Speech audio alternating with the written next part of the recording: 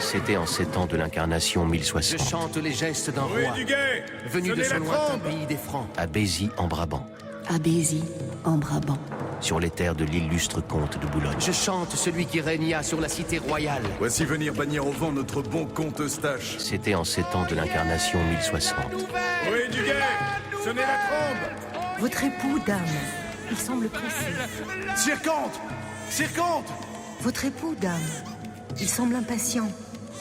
Sire, voici votre fils, le premier de votre lignée. Le premier.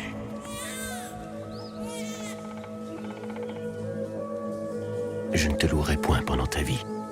Je te louerai après ta mort.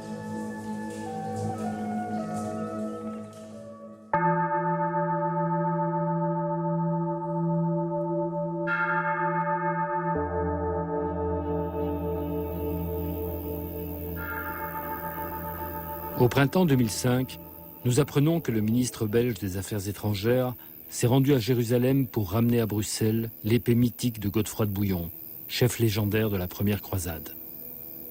Dans l'exposition où l'épée est présentée, les croisades sont racontées comme une épopée civilisatrice qui libéra les lieux saints de la persécution musulmane. Godefroid de Bouillon y est glorifié sans aucun recul, un véritable personnage de bande dessinée. Cette manière de confondre histoire et légende nous agace. Nous avons passé l'âge de croire aux pseudo-contes de fées.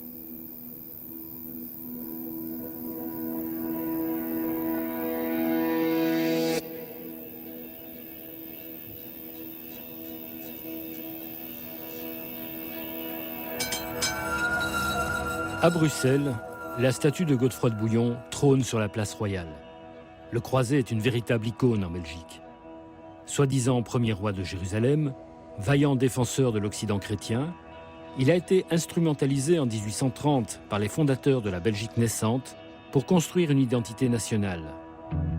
Mais nous imaginons qu'à quelques centaines de mètres de là, dans le quartier turc de la capitale de l'Europe, la manière de percevoir le temps des croisades doit être différente.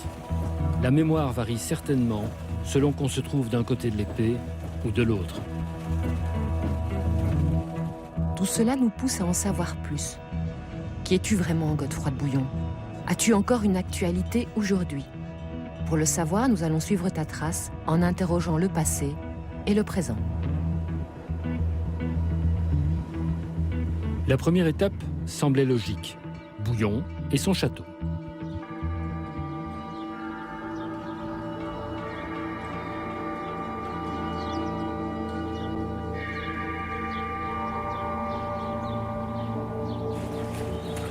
Le fief de Godefroid est aujourd'hui envahi par les touristes.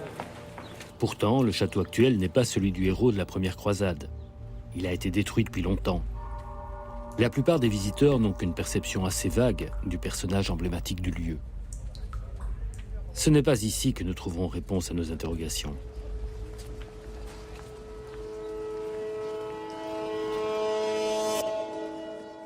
Pour suivre notre enquête sur Godefroid, nous allons avoir besoin de témoins mieux informés. Le premier que nous rencontrons est John Friends, un spécialiste de l'histoire médiévale.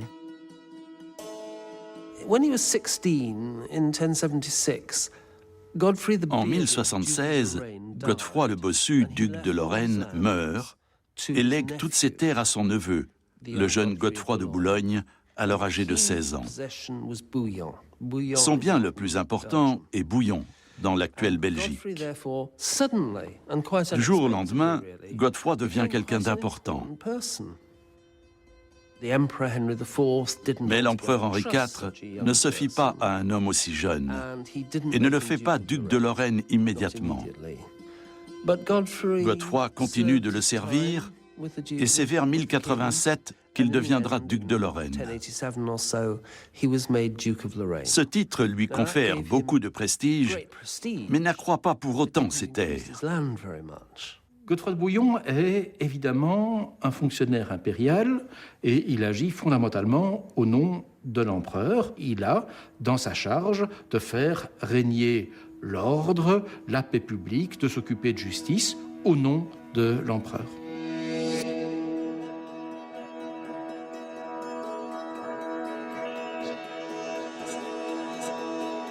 Godefroid de Bouillon duc de Lotharingie, n'est donc pas n'importe qui. C'est un homme de pouvoir et un gestionnaire d'envergure. Il administre de vastes territoires pour le comte d'Henri IV, l'empereur du Saint-Empire germanique. Mais sa vie va bientôt basculer. En 1096, Godefroy vend son château de Bouillon pour se joindre à la première croisade. L'histoire, ou plutôt la légende, voudrait qu'il ait été convaincu de partir par Pierre l'Ermite, un prédicateur itinérant. Mais les raisons de son départ sont peut-être différentes. Quand la croisade est prêchée, Godefroy a un problème. Une série de problèmes, en fait. Ça montre à quel point il est difficile de comprendre pourquoi des hommes partent en croisade. Il est le serviteur de l'empereur germanique Henri IV, qui est un ennemi du pape. On n'aurait pas pu imaginer qu'il partirait en croisade. Mais ses possessions, le comté de Bouillon et les terres alentours, sont convoitées par des gens très puissants.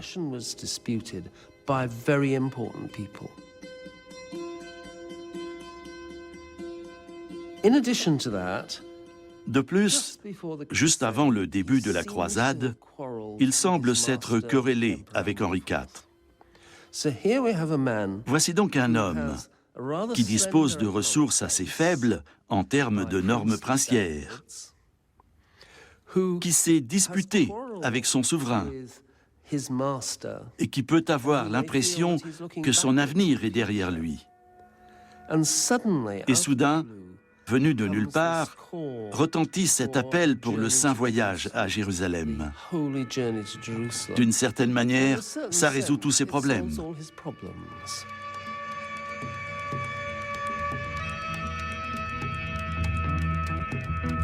Notre prochaine étape, Clermont-Ferrand, là où le pape Urbain II lança l'appel à la croisade.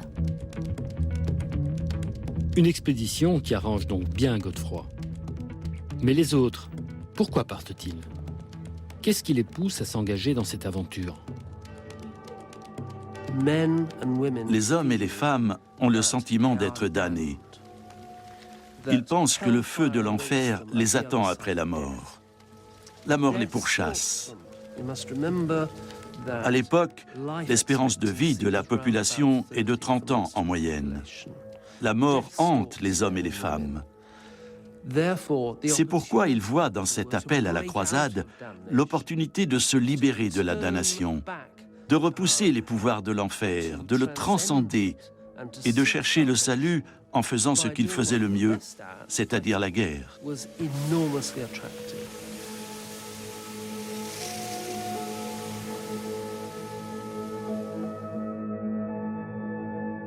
Il y avait aussi toute cette problématique qui apparaissait précisément au XIe siècle de l'usage des armes pour laquelle la noblesse était formée, mais l'usage des armes qui était sévèrement contrôlé par des mesures ecclésiastiques, notamment l'idée que l'on ne peut pas utiliser les armes contre d'autres chrétiens, sauf dans des cas extrêmement précis, ce qui évidemment pose un problème majeur pour une classe sociale ou par un groupe de gens qui est formé au métier des armes et un métier des armes valorisé, mais qui ne peut utiliser vraiment ces armes que dans des circonstances rarissimes en Occident.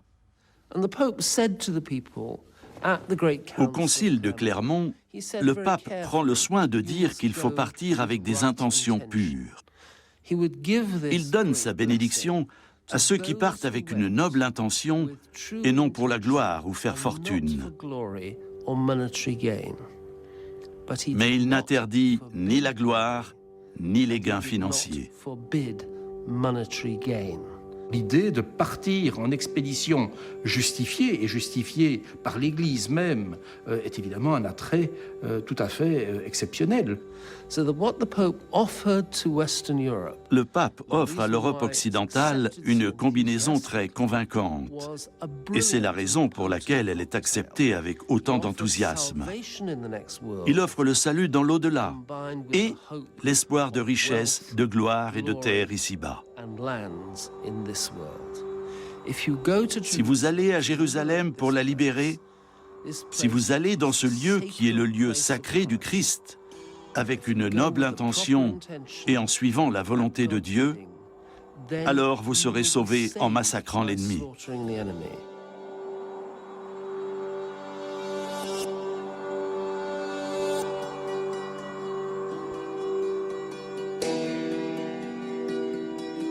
Des confins de Jérusalem et de la ville de Constantinople, nous sont parvenus de tristes récits.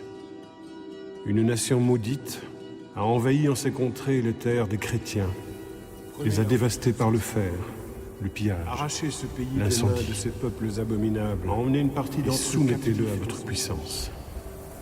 Lorsque vous vous élancerez avec une belliqueuse impétuosité contre vos ennemis, que dans l'armée du Seigneur se fasse entendre généralement ce seul cri. Dieu le veut. Dieu le veut.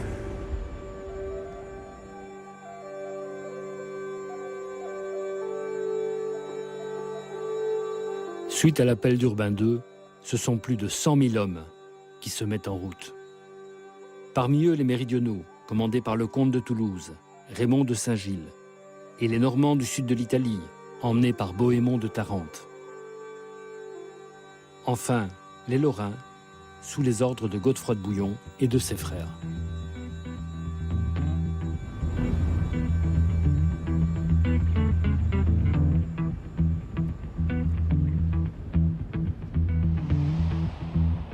Nous prenons nous aussi la route vers le Rhin, afin de poursuivre notre enquête.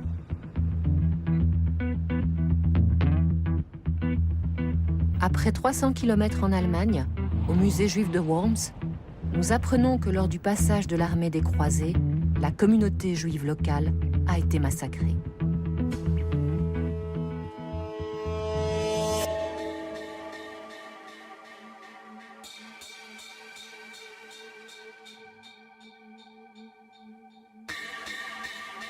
L'histoire est certainement plus complexe que ce que l'on peut résumer sommairement, mais il y a certainement l'idée que les Juifs eux-mêmes ont été persécutés parce que impurs et parce que ferments d'impureté dans un monde chrétien qui cherche véritablement le bouc émissaire.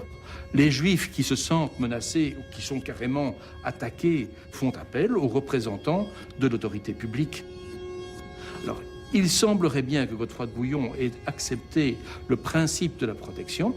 Il semblerait bien qu'il ait accepté et demandé pour pouvoir protéger bien d'avoir de l'argent.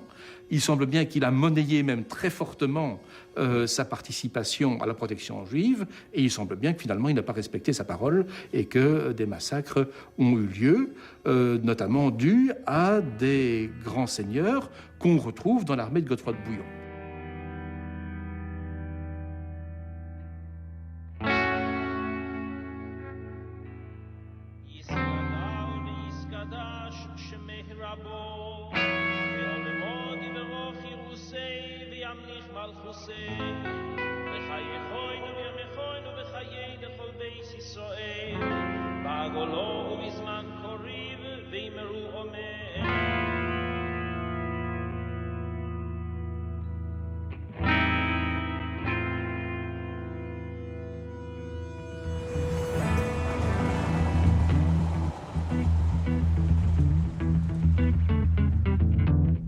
Nous poursuivons notre route sur le trajet suivi par les troupes de Godefroid. Nous remontons le Rhin jusqu'au Danube pour traverser ensuite la Hongrie, puis la Serbie.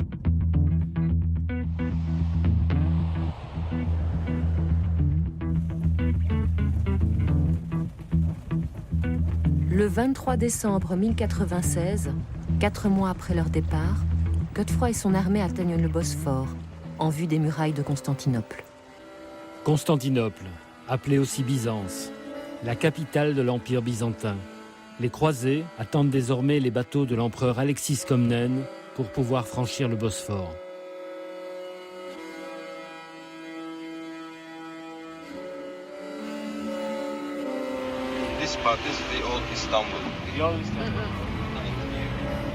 Constantinople, aujourd'hui Istanbul, une ville d'or que nous découvrons à notre tour, le lieu de transit entre Occident et Orient.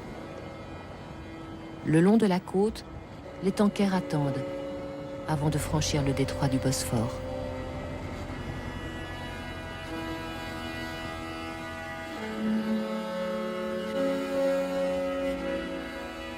La ville est restée un carrefour où se rencontrent des populations mélangées.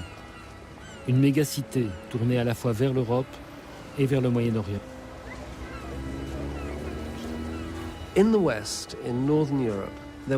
En Occident, à l'époque, aucune ville ne compte plus de 15 000 habitants. C'est la population de Paris. Constantinople est une ville de 200 000 habitants. Quand ils arrivent à Constantinople, ils sont sûrement sidérés par la taille de la ville.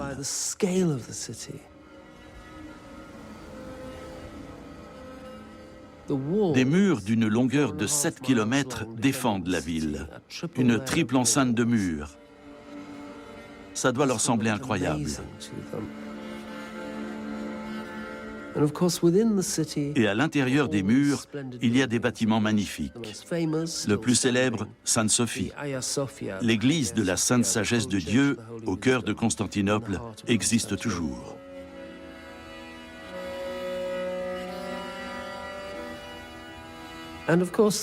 Les Byzantins étaient très conscients d'appartenir à une civilisation brillante et raffinée, une civilisation impressionnante, au caractère exotique. Et sans aucun doute, ils ont manipulé les croisés pour parvenir à leur fin. Malgré tout son faste, l'Empire byzantin est sur son déclin. Une grande partie de son territoire a été progressivement envahie par les Turcs. L'empereur Alexis Comnène voit dans la croisade l'occasion de récupérer ses possessions.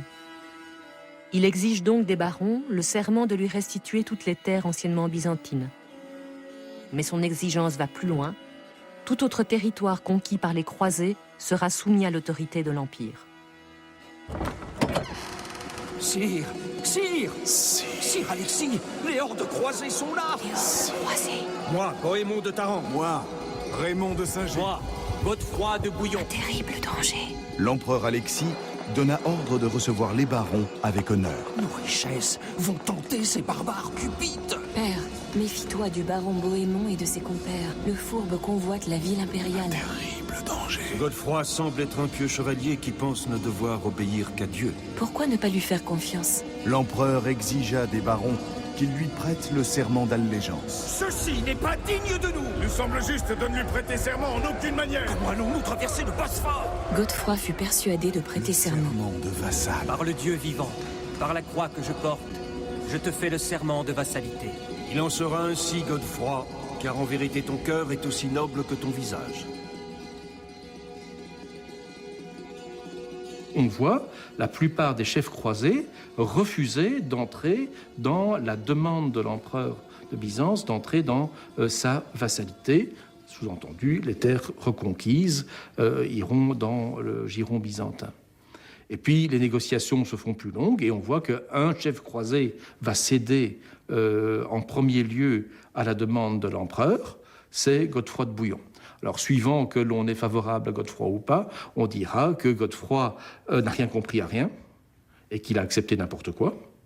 Ou on va estimer que c'est le plus fin négociateur qui s'est rendu compte qu'on arrive à une impasse, ou Godefroid est le plus fin stratège qui s'est rendu compte qu'il fallait à tout prix que les croisés s'en aillent et leur ravitaillement. Quoi qu'il en soit, Godefroid est le premier à avoir accepté ce serment d'allégeance et de vassalité. Alors l'empereur donna ordre pour qu'on fournît aux croisés un abondant ravitaillement et des bateaux pour les aider à débarquer sur le rivage d'Asie. L'épisode byzantin nous laisse perplexes. Quel rôle Godefroid tient-il dans l'armée croisée? Maillon faible, chef réaliste et pragmatique? Quel rapport entretient-il avec les autres barons? Plus notre enquête avance, plus le personnage révèle des facettes différentes et se montre difficile à cerner. Nous franchissons nous aussi le détroit, à bord du ferry qui fait la navette entre la rive européenne et la rive orientale.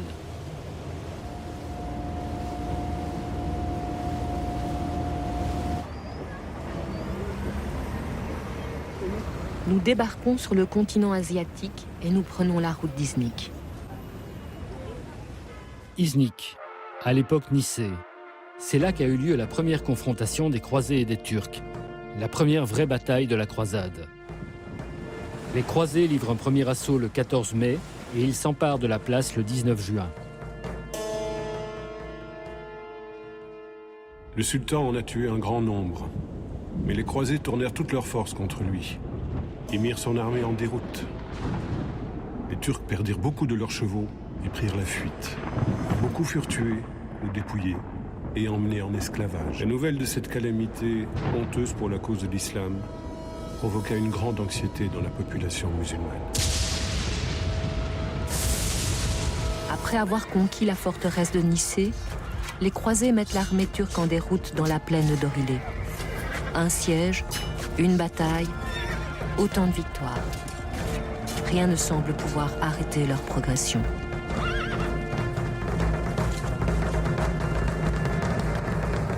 La réussite de la première croisade est et reste une totale énigme. Et pourtant, elle a réussi. Et donc, depuis cette réussite qui est apparue comme un miracle à l'époque, les historiens ont essayé de comprendre, d'analyser et de trouver les facteurs qui expliquent ce succès. Les armées occidentales sont constituées d'une importante infanterie soutenue par la cavalerie lourde. Pendant la bataille, il s'agit de conclure au plus vite. Pas question de manœuvrer, pas question de galoper dans la campagne sous peine d'épuiser les chevaux. On fonce droit sur l'ennemi, et l'ennemi fonce droit sur vous. Et chacun essaie de tailler l'autre en pièces. Le résultat est un véritable carnage. Le Moyen-Orient est très différent. Les peuples qui dominent le Moyen-Orient viennent des steppes. Ce sont des cavaliers légers. Tous sont d'excellents archers. Mais ils ne sont pas prêts à se battre jusqu'au bout contre ces croisés. Et ils ne comprennent pas que les croisés sont, eux, prêts à aller jusqu'au bout.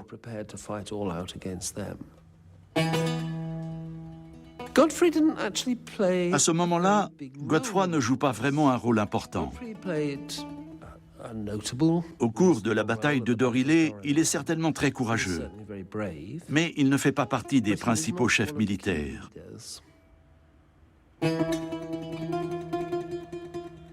Dans les sources les plus contemporaines des événements, Godefroid de Bouillon ne semble pas avoir eu un rôle exceptionnel, ni de leadership moral, ni de stratégie exceptionnelle, ni de force remarquable non plus.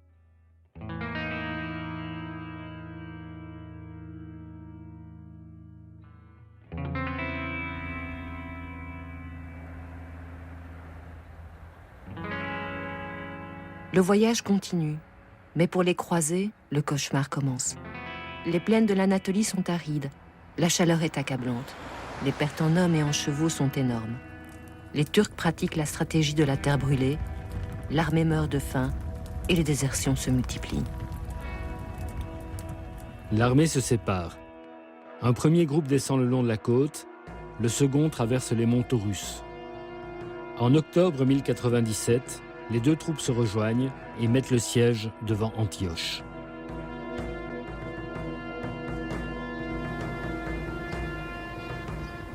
Les croisés n'avaient mis qu'un mois pour s'emparer de Nicée, mais à Antioche, les choses tournent différemment.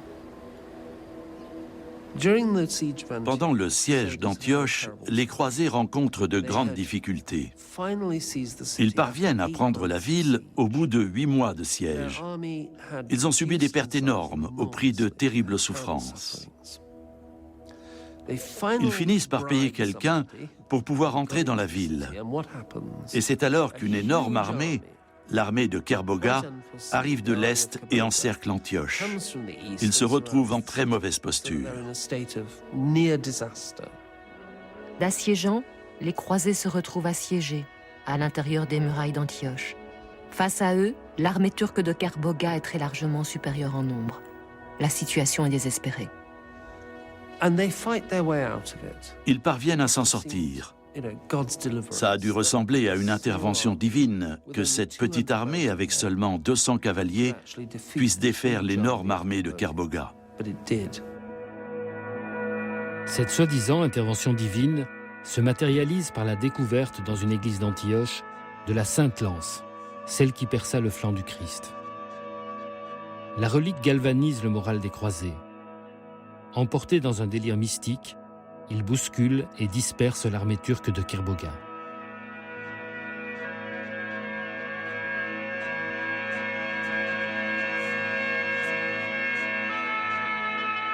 Antioche est définitivement conquise. La route de Jérusalem est ouverte. Mais cette victoire sème la dissension parmi les barons. La question qui se pose alors, c'est à qui appartient Antioche? C'est une ville très riche. Elle aurait dû être restituée à l'empereur byzantin. Mais Bohémond l'a conquise. Il a trouvé une manière d'entrer dans la ville, et donc il la revendique. Le comte de Toulouse s'y oppose. Godefroy se tient à l'écart. Il ne soutient ouvertement ni Bohémond ni le comte de Toulouse. L'armée est très divisée, et Godefroy s'en tire bien. Il n'a offensé personne. À Antioche, les chefs se sont disputés la possession de la ville, au point de compromettre la suite de la campagne. La croisade est prête à imploser. Baudouin, le frère de Godefroy, a abandonné la croisade pour s'installer à Édesse, qu'il érige en principauté. À son tour, Bohémond renonce à poursuivre vers Jérusalem et demeure à Antioche. Le reste des troupes se scinde en deux fractions.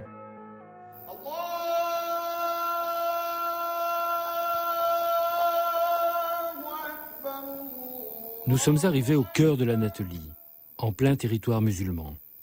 Les paysages ont changé et de nouveaux témoins vont bientôt apparaître. Nous avons appris que lors de la bataille de Dorilé, au cri de guerre des croisés, Dieu le veut, a répondu celui de Allahu Akbar. Une guerre sainte est en marche. Je pense, je sais que la notion de guerre sainte est une notion européenne, occidentale par excellence. Y a-t-il une notion de guerre sainte dans l'islam, dans le Coran? Non. Le concept précis de guerre sainte n'existe pas dans le Coran. La guerre ne peut pas être sainte. Coran, Bible, les textes sacrés sont tous sujets à diverses interprétations et à autant d'instrumentalisation. Ce qui est sûr, c'est que pour les croisés, la religion justifie leur expédition, y compris dans ses pires excès. Les croisades étaient une affaire de religion. La motivation était religieuse. Les croisés voulaient probablement libérer Jérusalem, mais leur comportement sur le chemin de Jérusalem n'a pas été chrétien. Dans ce qui est aujourd'hui la Turquie, à 80 km au sud de Konya, qui est un centre religieux pour les soufis, les mystiques musulmans, a eu lieu, d'après certaines sources, un grand massacre. Il est même fait mention de cannibalisme, ce qui est très choquant. Certains croisés ont mangé des êtres humains.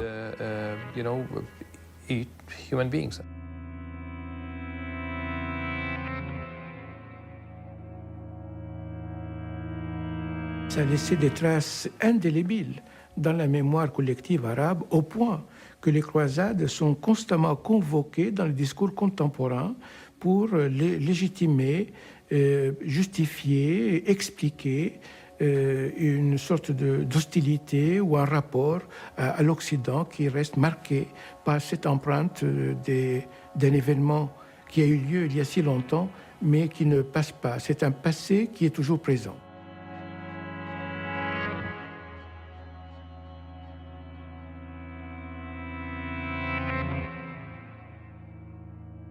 Il est clair que c'est un épisode brutal. Il est clair que c'est un épisode guerrier. Il est clair que c'est un épisode de confrontation. Donc, la mémoire de ces événements, selon la transmission qui en a été faite, mais la mémoire de ces événements n'est pas une mémoire totalement apaisée. C'est une mémoire qui est encore, pour certains, relativement présente de manière brutale et de manière émotionnelle.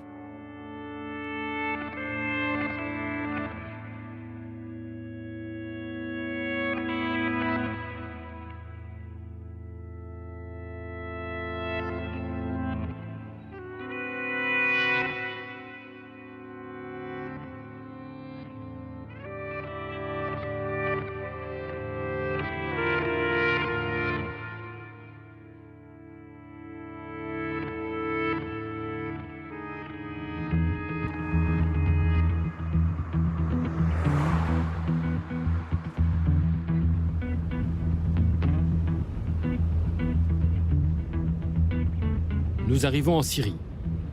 À l'époque de la première croisade, le monde musulman était loin d'être monolithique. L'armée croisée a ainsi été confrontée à différents pouvoirs, en proie à de profondes dissensions. Au temps des croisades, le pouvoir central était à Bagdad. Mais en même temps, il y avait divers gouvernorats à travers le monde musulman.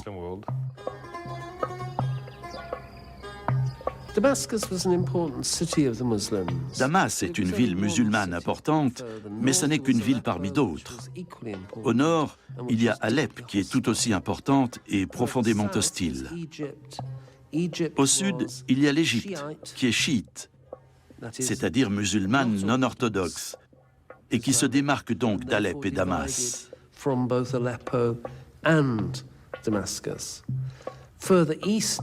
Plus à l'est, il y a le califat de Bagdad. Mais les dirigeants de Bagdad, le sultan turc de Bagdad, sont plus intéressés par la Perse et l'Irak.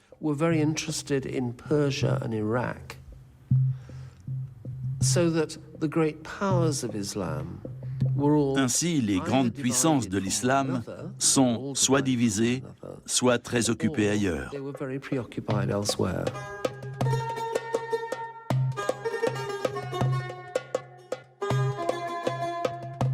Le monde musulman que les croisés affrontent est donc profondément divisé.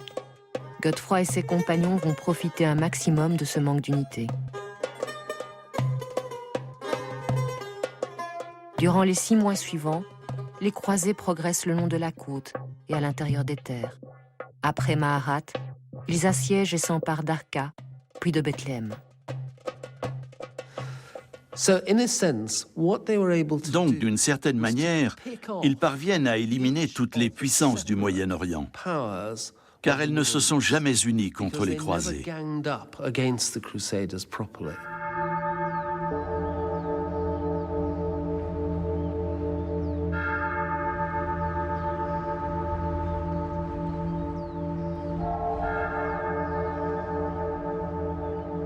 Nous voici arrivés aux portes de Jérusalem, là où se trouvent les lieux saints que Godefroid est venu libérer en 1099. Pourtant, très vite, nous nous rendons compte qu'aujourd'hui encore, Jérusalem n'est pas uniquement la ville sainte des chrétiens. Pour les musulmans arabes ou les autres, Jérusalem, c'est le 3e lieu saint de l'islam, après la Mecque et Médine. Avant que la Mecque soit l'endroit vers lequel les musulmans se prosternaient durant leur prière, c'était à l'origine vers Jérusalem que la prière se faisait. En arabe, le nom de Jérusalem est la Quds, c'est-à-dire la Sainte, et donc c'est une ville qui, entre le dôme du rocher et la mosquée Al-Aqsa, est une ville particulièrement forte en termes d'attachement religieux et d'attachement quasi personnel pour les Arabes et les musulmans. Cet endroit a toujours existé. Ce n'est pas une question de bâtiment. Il s'agit d'espaces sacrés. Au fil des années, les bâtiments se sont transformés. La mosquée a été en grande partie détruite par un tremblement de terre.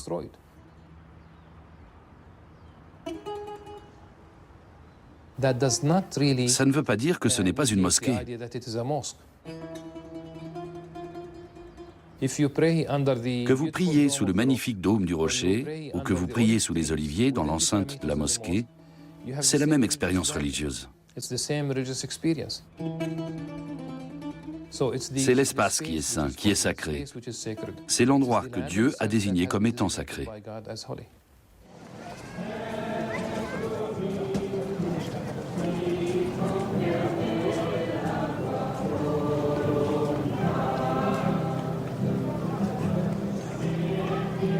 Le prétexte de la première croisade était les persécutions subies par les pèlerins chrétiens qui se rendaient au Saint-Sépulcre.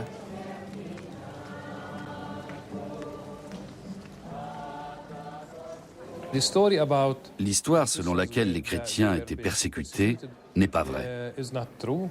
Jérusalem était une terre de tolérance. Les églises, les croix étaient protégées. Les chrétiens étaient libres de pratiquer leur religion.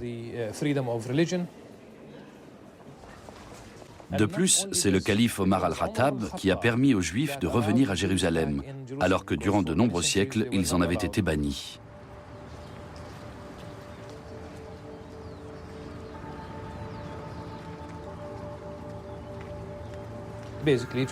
Jérusalem a toujours été une ville sainte pour les croyants des trois religions.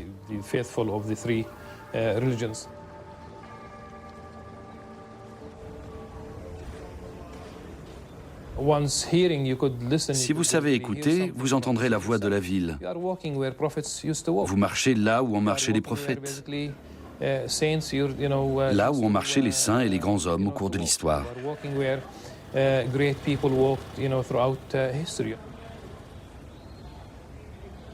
Donc Jérusalem est plus qu'un territoire, c'est une géographie sacralisée dans les mémoires collectives, c'est donc un symbole, c'est une idée.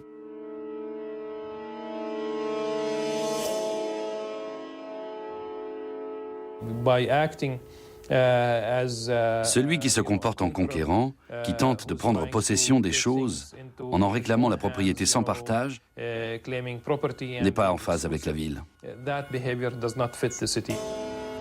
Et pourtant, c'est bien en conquérant, en envahisseur, que Godefroid et les troupes croisées arrivent en juin 1099 devant les murailles de Jérusalem et entament les premiers assauts contre la cité.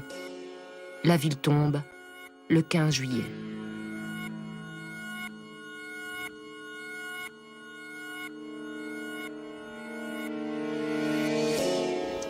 Lorsque les croisés ont pénétré dans la ville, ils se sont livrés à un grand massacre.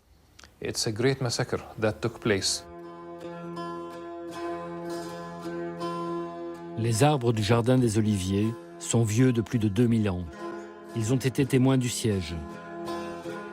Ils se rappellent sans doute le traumatisme subi par la ville sainte. Une fois à l'intérieur de la ville, ils n'ont fait aucune différence entre les habitants. Lorsqu'ils pénétraient dans une maison, ils en tuaient les occupants. Les chevaliers croisés plaçaient une pièce d'équipement, une épée par exemple, sur la porte de la maison et proclamaient que celle-ci était leur propriété. Voilà comment ça s'est passé. La plupart des gens ont été littéralement éliminés.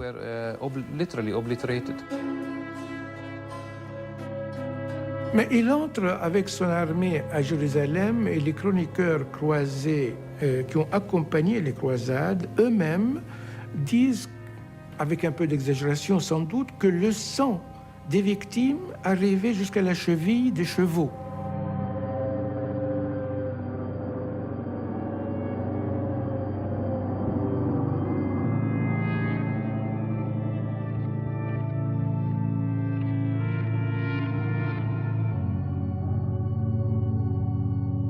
On n'est pas allé avec le dos de la cuillère.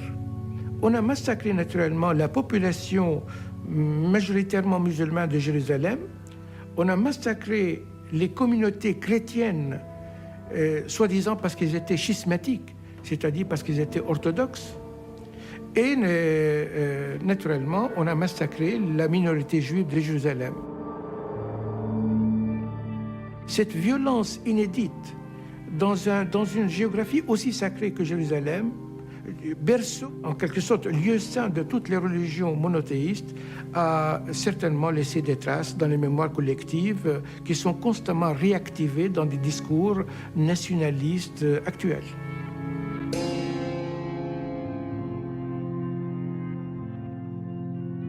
Au pape de l'Église romaine, il y a tous les évêques et fidèles attachés à la foi chrétienne universelle.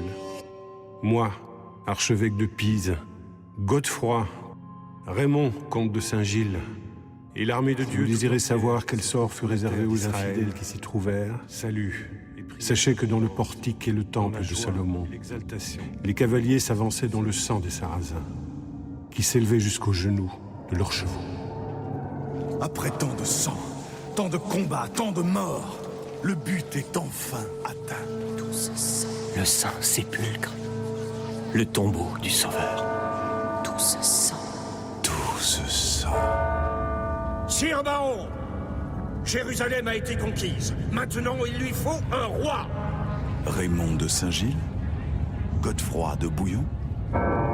Nul parmi nous est plus digne de devenir roi de Jérusalem que toi, Sire Godefroid. Vive Godefroid! Dieu le veut. Dieu le veut. Dieu Godefroid, roi de Jérusalem. Frère, merci. Merci pour votre confiance. Mais à Dieu ne plaise que je porte couronne d'or au lieu même où le Christ ceignit couronne d'épines. Godefroid refusa le titre de roi et prit le titre d'avoué du Saint-Sépulcre. Jérusalem est libérée. Dieu le veut. Jérusalem.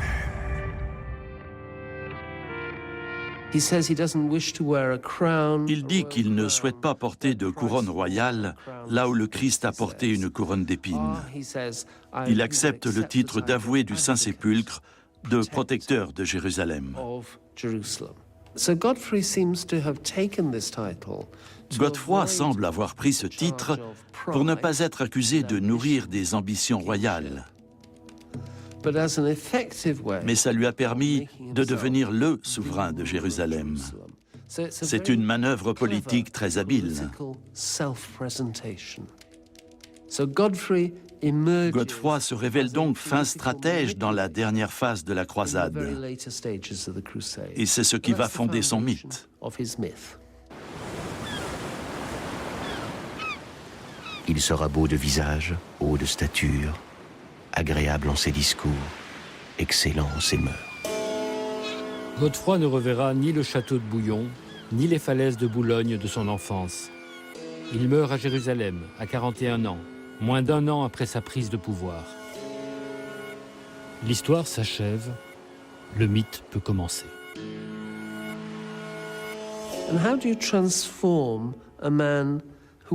Comment transforme-t-on un personnage politique en mythe? C'est un processus à la fois intéressant et complexe. Les 3 personnes qui ont participé à la croisade et qui en ont raconté l'histoire ont simplement relaté ce que Godefroid avait fait.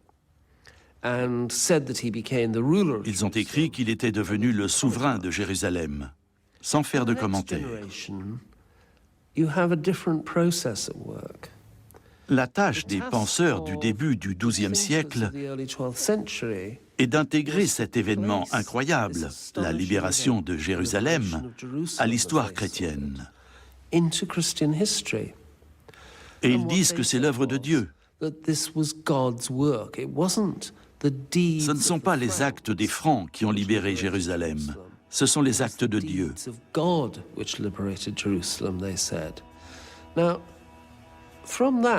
De là, on en conclut que la personne qui en a le plus retiré devait être plus spirituelle que toutes les autres, non?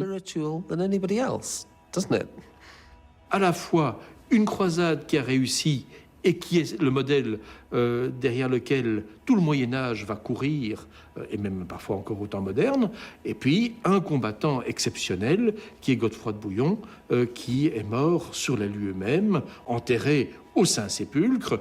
Tout le monde passe sur la tombe de Godefroid quand on va voir le tombeau vide du Christ. Il y a un aspect symbolique extraordinaire.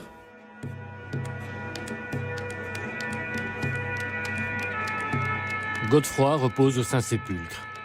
Le politicien habile fait désormais partie de l'imaginaire de l'Occident chrétien.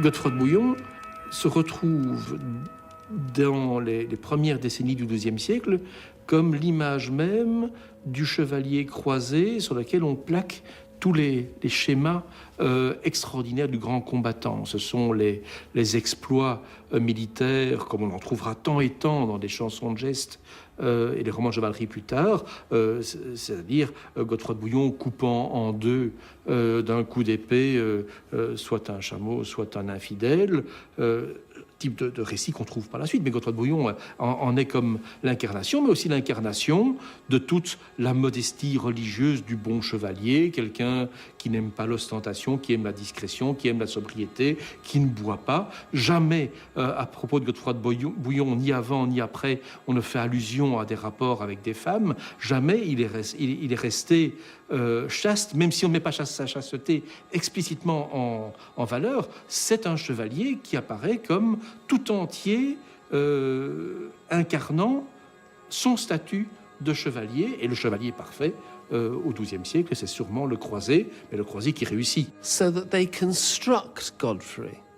On a construit le personnage de Godefroid. Il a sa place dans la mythologie. dans la geste du chevalier au cygne.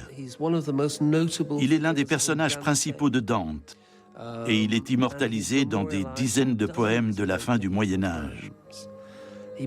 Il devient un des 9 preux, le premier chrétien parmi les 9 preux. Chaque génération trouve intéressant de façonner Godefroid à son image. Ainsi, à la fin du Moyen-Âge, on voit des images de Godefroid en armure d'acier, menant la charge comme s'il était un chevalier du XVe siècle, ce qu'il n'était pas, bien entendu.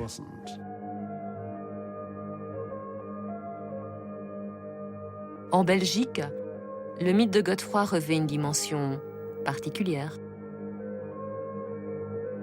Godefroid de Bouillon est apparu au XIXe siècle comme une de ces figures qui condensait tout ce qu'il faut pour être un bon Belge. Comme on l'a fait pour Charlemagne aussi, avec à peu près le même type d'argumentation. Il devait donc, pour être un bon Belge, être vertueux, bien sûr, être religieux, hein, ça faisait partie de l'idée fondamentale de la Belgique. Il devait montrer physiquement et par certains points particuliers qu'il était à la fois de la communauté flamande, d'un côté française, ici je parle en termes un peu anachroniques, mais donc qu'il était évidemment bilingue, ce que aucun texte ne nous dit, qu'il avait un morphotype qui était un morphotype de type germanique, un grand blond aux yeux bleus, ce qu'aucun texte ne nous dit. Hein, mais il fallait faire apparaître physiquement dans ce personnage des touches qui permettaient de rattacher à la Belgique idéale. On le retrouve dans des tableaux, dans des sculptures, on le retrouve dans quantité de manuels scolaires, évidemment, avec ces mêmes types d'images. On le retrouve dans des romans qui mettent en valeur ce même type d'idées, et particulièrement dans les moments où l'on cherche à focaliser l'unité nationale belge en un personnage. Godefroid de Bouillon a eu une vie très importante pendant la guerre 40. Et il y a des illustrations montrant des combattants belges enrôlés dans l'armée allemande défiler devant Godefroid de Bouillon. Voici les nouveaux croisés qui montrent cette adéquation qui a été faite d'une figure qu'on a tirée dans tous les sens. À Jérusalem, les mémoires ne sont pas apaisées. Les croisades dans la mémoire collective arabe sont représentées comme une véritable agression. La création même de l'État d'Israël, au cœur du monde arabe, et particulièrement en Palestine, sur cette géographie sacralisée dans les mémoires collectives de toutes les religions monothéistes, est perçue souvent ou analysée, interprétée comme une sorte de nouvelle croisade, dans la mesure où Israël a été soutenu par l'Occident. Et donc, beaucoup d'Arabes et de musulmans interprètent cela comme un nouveau retour des croisés dans la région du Proche-Orient. L'utilisation de la rhétorique incendiaire des croisades et d'autres terminologies incendiaires a un agenda politique. Ce n'est pas une rhétorique innocente. Comme Ben Laden, qui dans chacun de ses discours rappelle les méfaits des croisés occidentaux en terre d'islam. La ligne directrice consiste à dire, entre les pays arabes, les pays musulmans, les pays en terre d'islam et les pays européens, les États-Unis, il y a une opposition irrémédiable et il n'est pas possible de résoudre cette opposition. Dès lors, dans ce cadre-là, on va vers une dérive qui est une dérive particulièrement dangereuse où l'évocation incantatoire, notamment des croisades et de tous les épisodes d'opposition, est vue comme une preuve. On crée l'histoire, on crée les héros, les cultures. On aime créer des héros afin de les adorer. Je peux donc comprendre que d'un point de vue européen, du moins d'un certain point de vue européen, on ait pu donner de Godefroid l'image d'un preux chevalier. Mais nous savons que les croisades n'étaient qu'une campagne brutale qui a détruit des villes entières. Les croisés ont massacré même des enfants. Ils ne souhaitaient pas la coexistence pacifique, ni le rétablissement de la présence chrétienne qui n'avait d'ailleurs pas disparu. Donc, les gens ici n'apprécient pas vraiment l'histoire des croisés.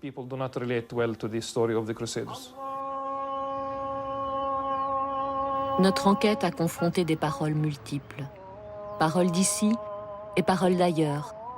Paroles d'hier et paroles d'aujourd'hui. Si la prise de Jérusalem a assuré la renommée de Godefroid de Bouillon dans l'Occident chrétien, le souvenir de la barbarie de la première croisade reste perçu comme une profonde blessure par le monde musulman. Qu'elle soit vue d'un côté ou de l'autre de l'épée, la première croisade a sans doute enclenché un engrenage qui continue à broyer aujourd'hui des vies innombrables.